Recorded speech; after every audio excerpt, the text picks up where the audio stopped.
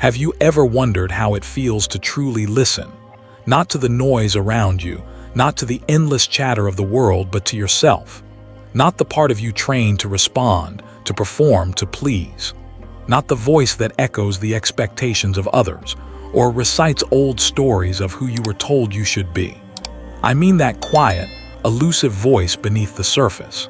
The one you used to hear in childhood, on long walks alone, or in moments when the world fell silent and you realized there's someone inside, whispering.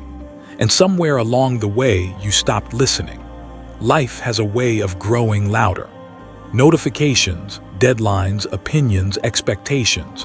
A relentless orchestra playing around us, so deafening that we forget what silence sounds like. We fill every gap with music, podcasts, or the hum of our own anxious thoughts. And the cost? We lose the ability to hear ourselves, not in a metaphorical sense, literally.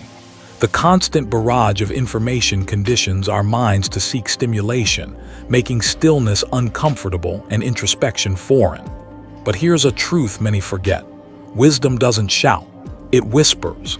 And if you want to hear it, you have to be willing to meet it in the quiet. Ancient Buddhist teachings often speak of the inner ear, not the one attached to your head, but the one embedded within your consciousness. This ear listens not to words, but to the movement of your mind, the weight of your emotions, and the subtle nudges of your intuition. The Buddha taught that suffering often arises because we are disconnected from our own minds. We mistake noise for meaning, activity for progress, and distraction for peace. And in doing so, we betray the very person we spend our entire lives with, ourselves. Imagine if, for one moment, you could pause, really pause. And in that pause, you'd hear your heart speaking in a language that requires no words. A language of feeling, of knowing, of pure presence. Most people don't even realize how often their internal monologue is a recording of old fears, cultural conditioning, and the voices of people long gone. We carry these echoes, confusing them for our own. But there's a profound teaching buried within the practice of mindfulness, that beyond those conditioned voices lies something untouched, a pristine, aware presence that has been with you since the very beginning, and it's still there, waiting. The art of listening to yourself isn't about self-indulgence or overthinking. It's not about analyzing every thought or dissecting every emotion. It's about cultivating the ability to distinguish between what is yours and what was placed upon you, between the wisdom of your own being and the endless noise of a world terrified of silence. In Zen, there's a story of a young monk who asked his master, "Master, how can I hear the truth?" The master smiled, poured tea into a cup until it overflowed, and said, "When your cup is too full, nothing new can enter. Empty it and listen. That's what this journey is about. Not filling your mind with more, but emptying enough that you can finally hear what has always been speaking. Somewhere inside you is a compass, a quiet, steady presence untouched by the chaos of your life. It's not interested in your social media following, your job title, or your mistakes. It cares only for your alignment with what is real, what is kind, and what is honest within you. This voice has saved countless people in moments of despair, warned them when danger was near, nudged them toward the right people, and guided them out of lives that felt suffocating. The tragedy is, most of us forget to check in with it. We wait until we're exhausted, lost, or broken before asking, "What do I need? Where am I really?" But it doesn't have to be that way. You don't need to abandon your responsibilities, retreat to a monastery, or escape to the mountains. You just need to remember how to be still, how to be quiet enough, not for the world to go silent, but for your mind too. Because here's a secret: the answers you're chasing, the peace you crave, the clarity you pretend you don't need, they've always been waiting. Not in some distant future, not from a guru or a book, but from within you. And when you begin to listen, really listen, you'll realize that life has been trying to speak to you all along. In dreams you ignored, gut feelings you dismissed, and quiet longings you buried beneath busyness. So the real question isn't, will life ever get quieter? It's, will you finally be brave enough to hear yourself? And perhaps, if you're willing, in the space between noise and thought, in the breath between expectations and obligations, you'll find something astonishing, a voice you almost forgot existed, and it might just change everything. There's a strange irony to modern life. We've built a world so loud, so relentlessly busy, that the very thing we need the most, silence, feels foreign. It's not that silence left us. It's that somewhere along the way we stopped seeking it. You see, when you were a child, you knew how to listen, not just to the voices around you, but to the subtle rhythm of life itself. The way the trees whispered when the wind passed through, the hush of a room at dusk, the way your own heart would speak to you when no one else was around. But as you grew, the world taught you different rules.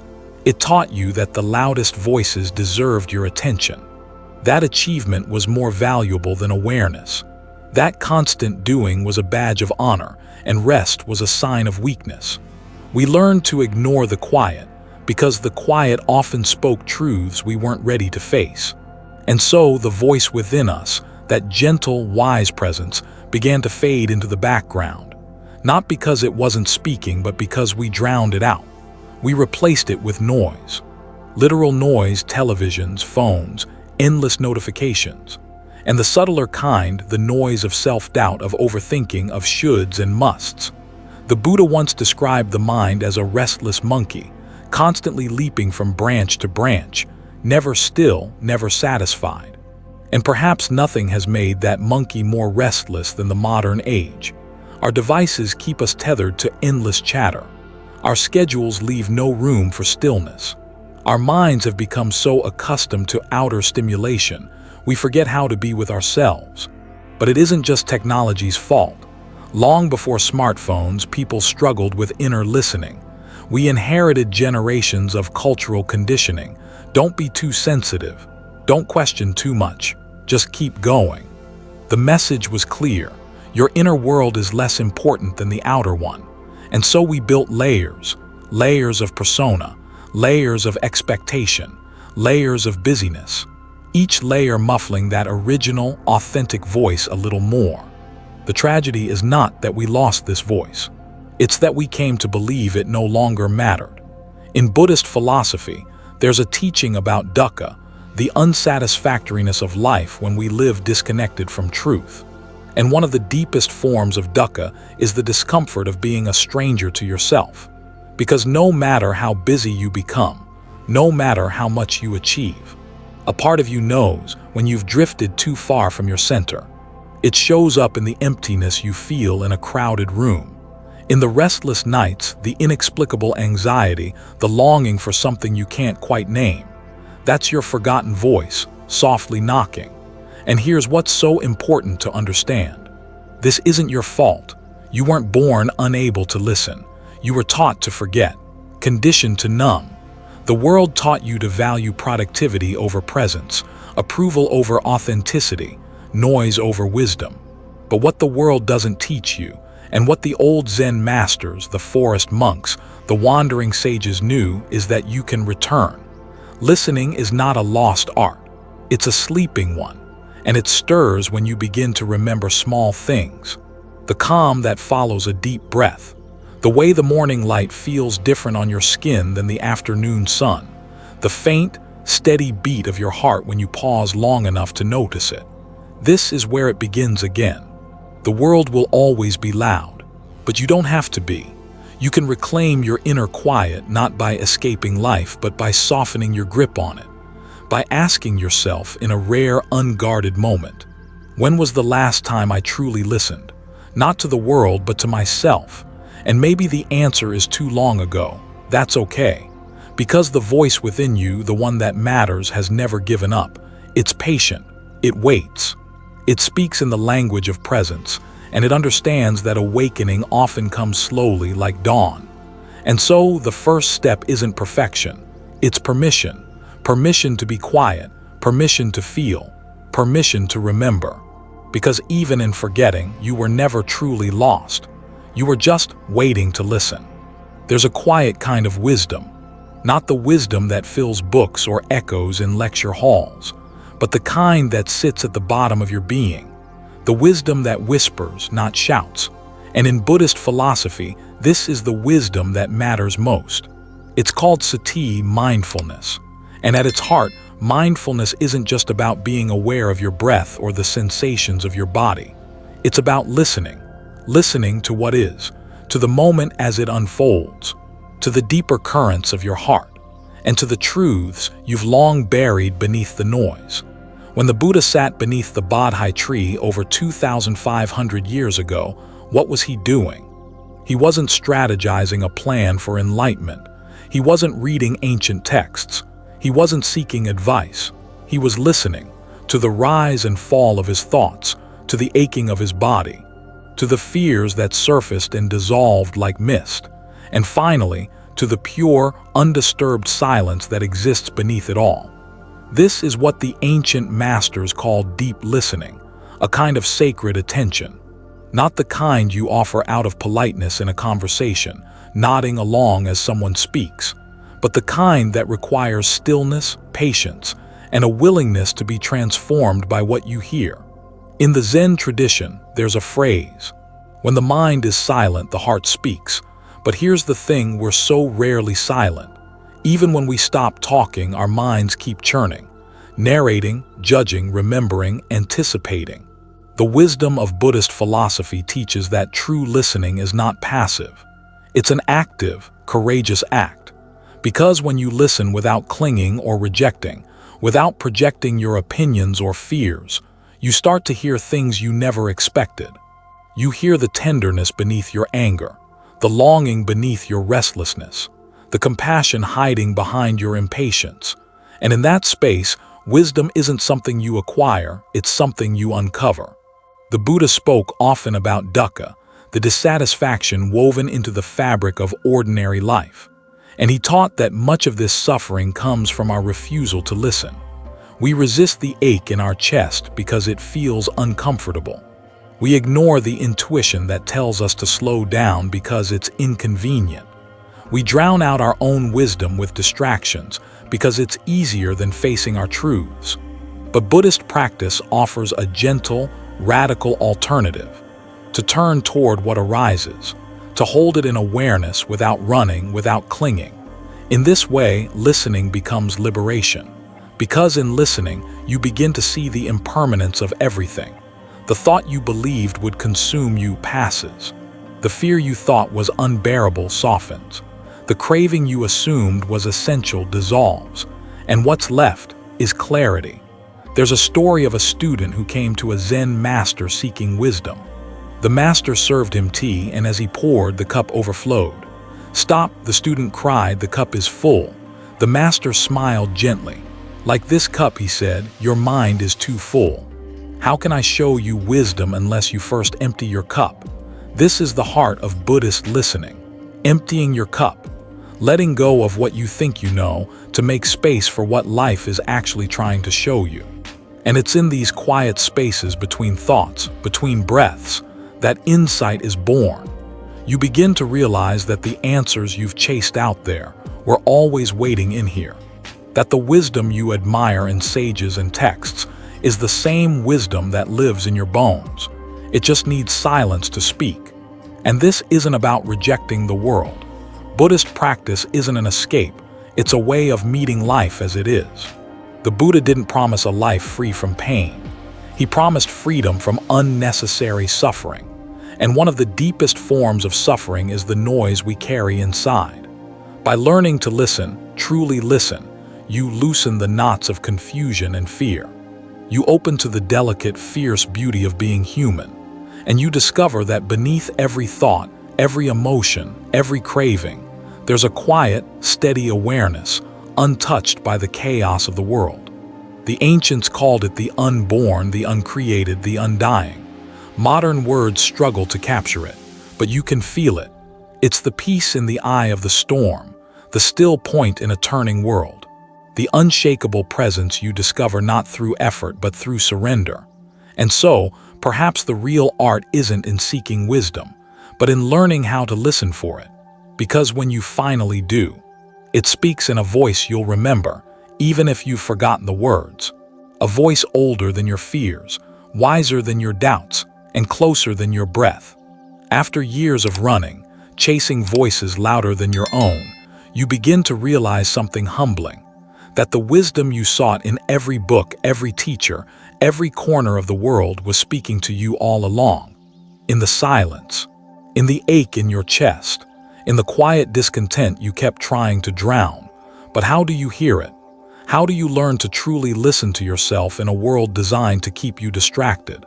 The answer, my friend, is not as complicated as you might think, but it does require something rare.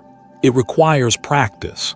Not the kind of practice driven by perfectionism, not something to master or measure, but a gentle, consistent returning, a way of showing up for yourself again and again and again. Buddhist teachings remind us that the mind is like a wild horse. If you chase it, it runs. If you fight it, it bucks. But if you sit quietly, it begins to settle. The practice of listening to yourself starts here in stillness. Not necessarily in a cave or on a cushion, but in the quiet spaces you carve out of your daily life. It might be a few moments before dawn, or the hush right before sleep, or a stolen minute in the middle of chaos when you close your eyes and return to your breath. Start here.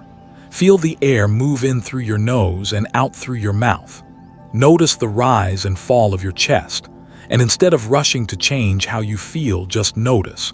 What's happening in your body? What stories are spinning in your head? What emotions are knocking gently or not so gently at the door of your awareness? The goal isn't to fix or silence them, it's to witness them, as if you were listening to a dear friend, without judgment, without interruption, without advice, just presence. The Buddha taught about vipassana, insight meditation, a practice of watching the inner world arise and pass away without clinging, without rejecting. This isn't an escape from life. It's a way of leaning in, of listening to what your heart, your body, your intuition have been trying to tell you. Because so often, what we call confusion is just wisdom we've been too afraid to hear. That gnawing discomfort you feel in certain situations, it's your integrity speaking.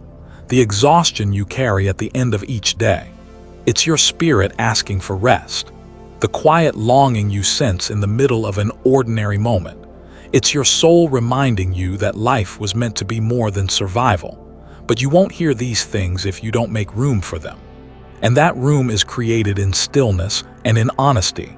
You have to be willing to sit with what arises, even the parts of yourself you'd rather not face. The fear, the jealousy, the grief you told yourself you moved on from. Because every emotion you refuse to hear keeps speaking, whether you acknowledge it or not. The practice is simple, but simple isn't easy. It asks you to pause, to breathe, to turn toward what's happening within, not away from it. You might notice tightness in your chest, a lump in your throat, a restless energy in your hands. Good, you're listening. You might hear a voice you haven't heard in years, the child in you still aching for acceptance. The inner guide reminding you of your worth, the ancient wisdom, older than your name, speaking through the pulse of your blood. Good, you're remembering.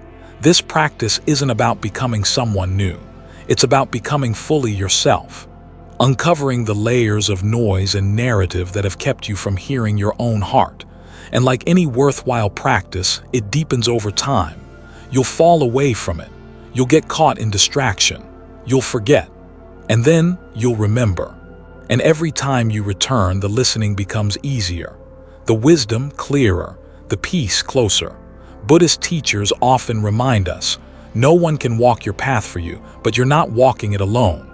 Because within you, beneath the noise, there's a voice as steady as a drumbeat, as ancient as the stars.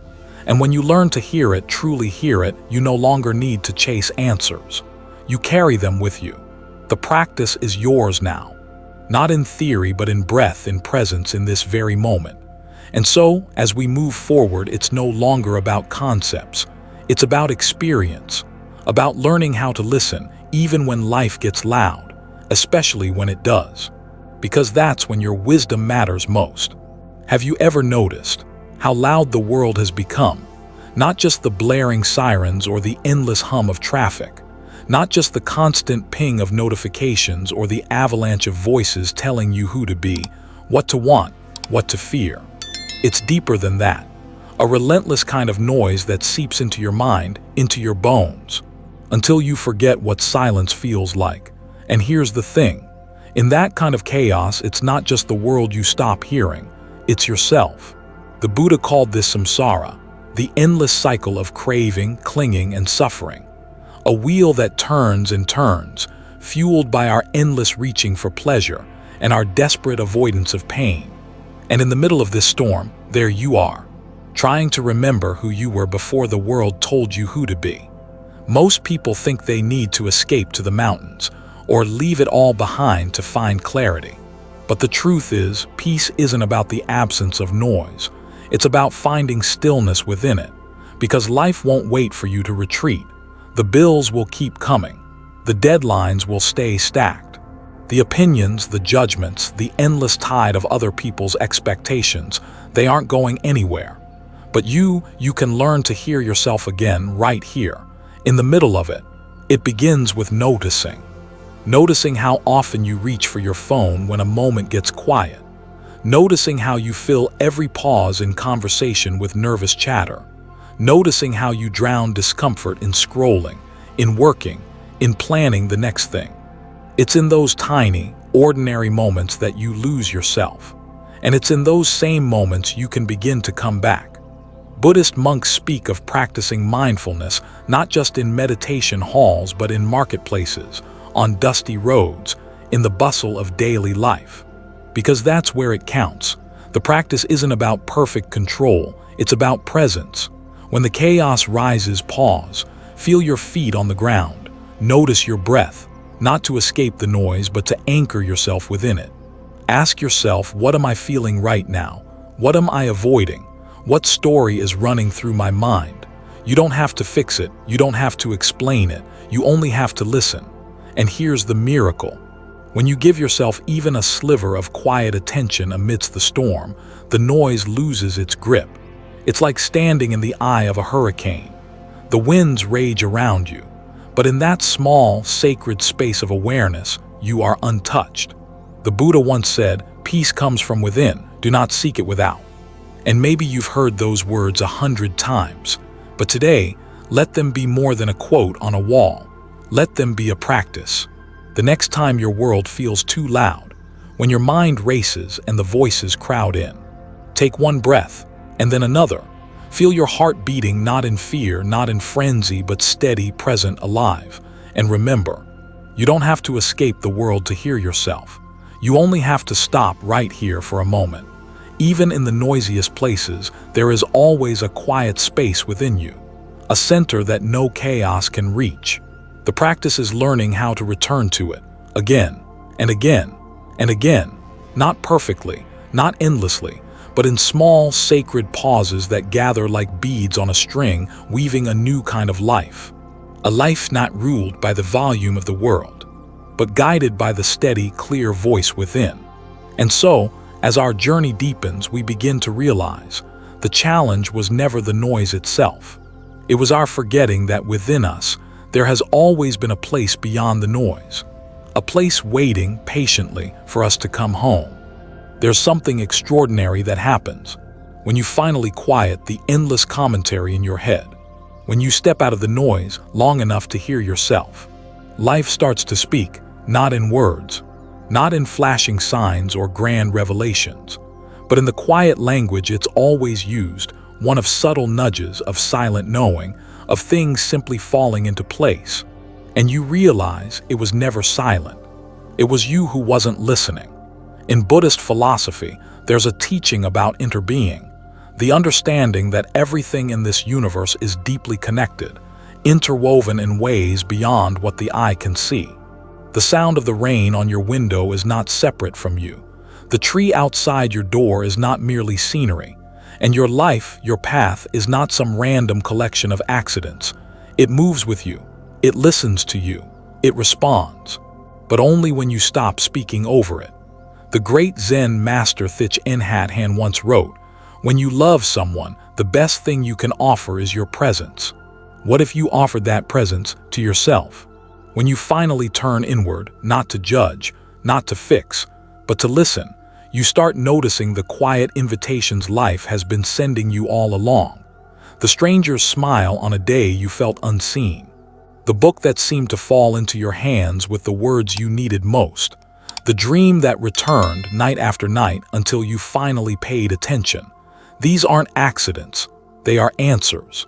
Life, in its mysterious wisdom, has a way of arranging itself around those who are truly present. Because when you become available to yourself, you become available to life. Buddhist texts tell of meditators who, after long silence, would hear answers in the rustle of leaves, in the call of a bird in the hush before dawn. Not because nature suddenly spoke, but because their hearts had finally grown quiet enough to listen. And you don't have to sit in a temple or retreat from the world to experience this. You only have to become willing to ask, and brave enough to be still long enough to hear the reply. What am I not seeing? What is life trying to show me through this pain? What might this longing be pointing me toward? It's not magic, it's awareness, and with it comes a kind of guidance no map can offer. The Buddhists speak of Dharma, the natural order of things, the wisdom of the way life moves when we stop clinging and start trusting. When you truly listen, you realize you were never alone in your struggles, never abandoned to chaos. The answers were always nearby, woven into the fabric of your everyday life, in the conversation you almost didn't have, in the gut feeling you kept ignoring, in the restlessness that wasn't meant to torment you, but to redirect you. And when you start honoring these moments, you'll notice something else. Life listens back. It responds, not always in the way you expect, rarely in the timeline you demand, but with a strange, undeniable grace that begins to stitch your days together into something coherent, something meaningful. The choices become clearer. The people you meet seem different. The heaviness starts to lift, if only for a moment. And in those moments, you remember what it feels like to belong.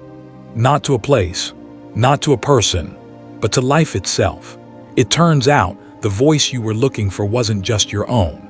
It was the voice of existence itself, waiting for you to return, to sit, to listen, to remember. And as you do, your world begins to hum a different tune, not because it changed, but because you did. And in that transformation, you discover perhaps the greatest secret of all. When you truly listen, life whispers its wisdom back to you. One breath, one moment, one quiet knowing at a time. And now here we are.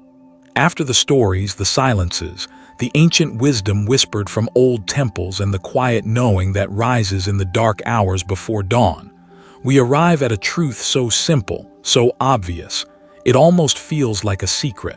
The voice you've been searching for has always been yours, not the one layered with expectation, not the one echoing the opinions of the world, not the voice desperate to prove something or to be liked or to avoid pain, but the voice beneath all voices, the one that waits for you when the noise settles, when the masks come off, when you finally stop running from yourself. Buddhist philosophy has long taught that the journey outward toward success, status, approval is endless. It promises much, delivers little, and what it offers is never quite enough to quiet that deep, aching hunger for meaning. Because what we're truly longing for is home, not a physical place, not a role to fill, but the home we carry within us, in the stillness of our own hearts. The great sages remind us that the path to peace isn't found in escaping the world, but in learning to meet it, moment by moment, with presence, to listen deeply, not just to the sounds around you, but to the subtle wisdom inside you. And when you do, life begins to feel less like something happening to you, and more like something unfolding through you. Each moment, whether joyous or difficult, becomes a message, a teacher, an invitation. The silence you feared becomes your sanctuary. The restlessness that chased you now becomes your guide. And the longing you once mistook for emptiness reveals itself as your deepest wisdom. Calling you home, you realize now you were never lost. You were only distracted. The wisdom was always there, in the breath, in the pause, in the quiet moments between one thought and the next. This isn't about arriving at some perfect state. It's not about becoming someone else. It's about remembering that beneath the surface of your busy life lies a presence untouched by fear, unharmed by judgment, unmoved by the shifting tides of praise and blame. It listens, it waits, and it welcomes you home. So, as this journey closes and you return to the rhythms of your daily life, carry this knowing with you. When the world grows loud, when your thoughts race, when you feel lost in the chaos of it all, pause, close your eyes, place a hand over your heart, and ask the question no one else can answer for you. What is life whispering to me right now? Then listen. Listen not for words, but for the subtle hum of truth inside you. And trust that whatever rises in that stillness is the voice you were meant to follow all along. You've come home.